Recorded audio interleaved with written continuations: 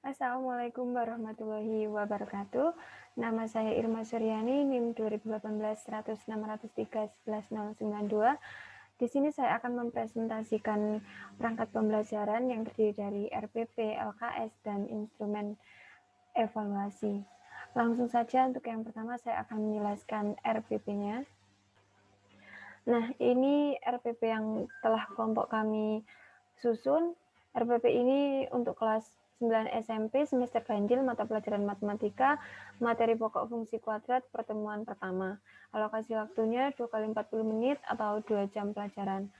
Di sini ada kompetensi inti seperti biasanya, kemudian kompetensi dasarnya yang pertama itu 3.3 menjelaskan fungsi kuadrat dengan menggunakan tabel, persamaan, dan grafik. Kemudian yang kedua 4.3 menyajikan fungsi kuadrat menggunakan tabel, persamaan, dan grafik. Di sini ada indikator 3.3.1, 3.3.2, dan selanjutnya. Ini ada 7 indikator. Kemudian untuk tujuannya sesuai dengan indikator tersebut. Nah, sini materinya, untuk materinya fakta yang pertama fungsi kuadrat dan perannya dalam kehidupan nyata. Untuk konsepnya melengkapi fungsi kuadrat dapat diselesaikan dengan menggunakan tabel, persamaan, dan grafik. Prinsip penyelesaian masalah fungsi kuadrat, kemudian yang terakhir skill menyelesaikan hasil operasi hitung fungsi kuadrat. Untuk selanjutnya memakai pendekatan saintifik, strategi pembelajaran inquiry, modelnya problem based learning, metodenya ceramah, diskusi, dan tanya jawab. Selanjutnya untuk media atau alatnya itu LKPD, bahannya pensil, ballpoint, kertas, dan lain-lain. Untuk sumber belajarnya buku paket, internet, ataupun Google Book, dan bisa yang lain-lain juga. Nah, masuk ke kegiatan pembelajarannya. Yang pertama itu ada komunikasi.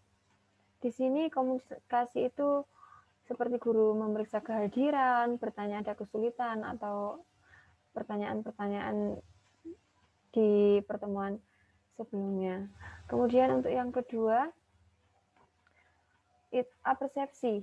Di sini kegiatannya kurang lebih seperti diskusi yang diawali guru menjelaskan dan diminta timbal balik dari siswa. Kemudian untuk kegiatan intinya, yang pertama di sini peserta didik diberikan LKPD dan diarahkan untuk berdiskusi bersama. Yang kedua, mengorganisasikan peserta didik untuk belajar. Nah, di sini untuk yang kedua itu peserta dibagi dalam beberapa kelompok untuk berdiskusi lebih lanjut dalam kelompok. Selanjutnya yang ketiga, membimbing penyelidikan individu dan kelompok.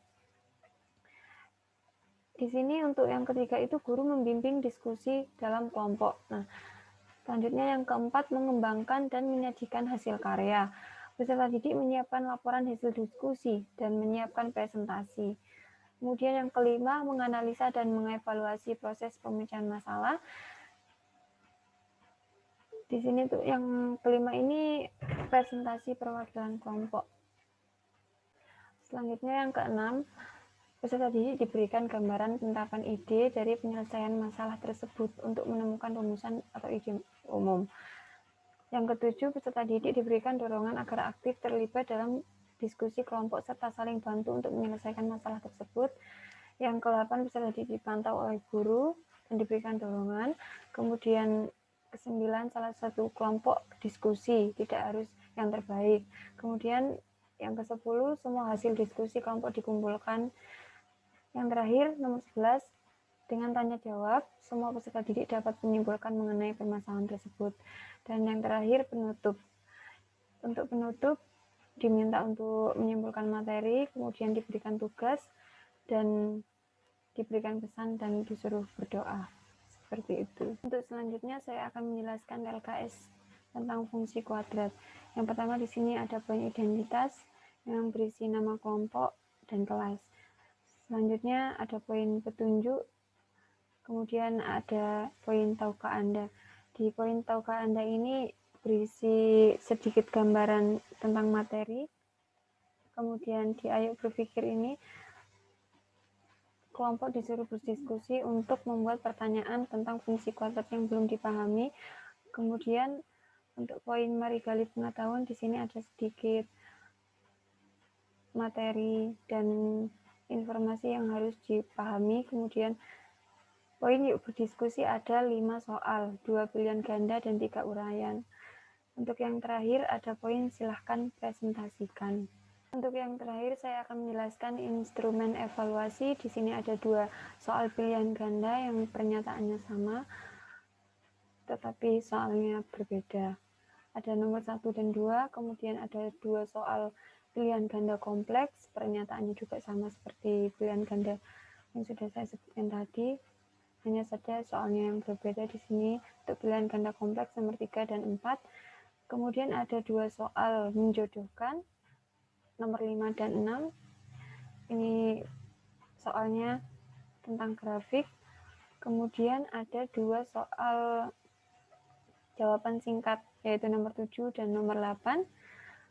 Yang terakhir ada 2 soal uraian, nomor 9 dan nomor 10. Pernyataannya juga sama, hanya soalnya yang berbeda. Seperti itu. Baiklah, sekian presentasi dari saya. Kurang lebihnya mohon maaf. Wassalamualaikum warahmatullahi wabarakatuh.